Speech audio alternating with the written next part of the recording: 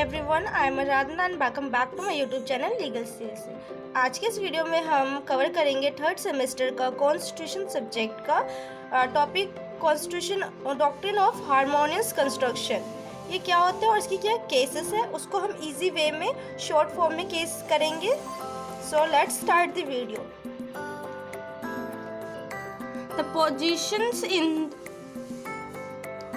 The position in the Indian Constitution is different from other federal constitution in respect of the distribution of legislative power।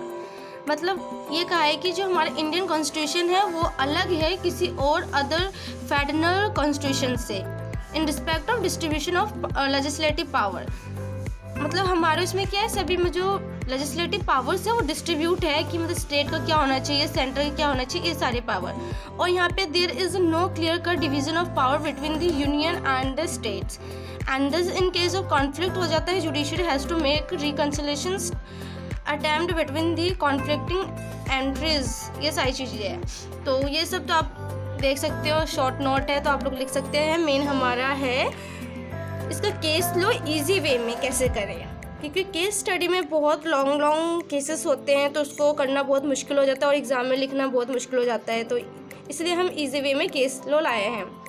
जो हमारे Gujarat university में कृष्णा रंगनाथ मुढोलकर जो हमारा harmonious construction पे base है। So let's start. इन 1949 में जो गुजरात लेजिस्लेचर है वो इनेक्ट करती है गुजरात यूनिवर्सिटी एक्ट लेके आती है, जो हमारा अंडर आइटम 11 की लिस्ट सेकंड में आता है। और फिर ये हमारा नाउ आइटम हो जाता है 25 list third of the constitution of India. मतलब ये जो दिस एक्ट प्रिस्क्राइब करता है हिंदी और Gujarati as the exclusive medium in which instruction of education is to be imported in a Gujarat university. मतलब कि ये जो हमारा एक्ट है प्रिस्क्राइब करता है जो हिंदी और गुजराती लैंग्वेज है, एकदम मतलब ये हमारा एक मीडियम माना जाएगा, हिंदी या गुजराती में पढ़ाया जाएगा और किसी में भी नहीं पढ़ाया जाएगा, यही हमारा इंस्ट्रक्शन दिया जाएगा एजुकेशन में। बट जो पिटिशनर है रिस्पोंडेंट वो चैलेंज कर देता है ऑन द ग्राउंड ऑफ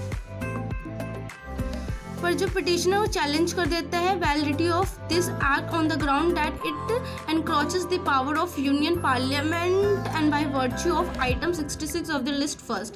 फिर जो हमारा item 66 of the list first union list, उसके बारे में बताया है कि ये coordinations and determinations of standard in institutions for higher education और research and scientific and technical institution, इन सारी चीज़ों के बारे में बात करता है।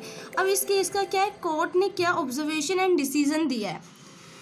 तो कोर्ट ने कहा है कि अल्दर जो पावर टू लेजिस्लेट है विद रिस्पेक्ट टू मीडियम आप कर सकते हो, education is a necessary incidence of coordination and determination of the standard, और जो स्टेट लॉ बनाएगी वो इनवैलिड होगी।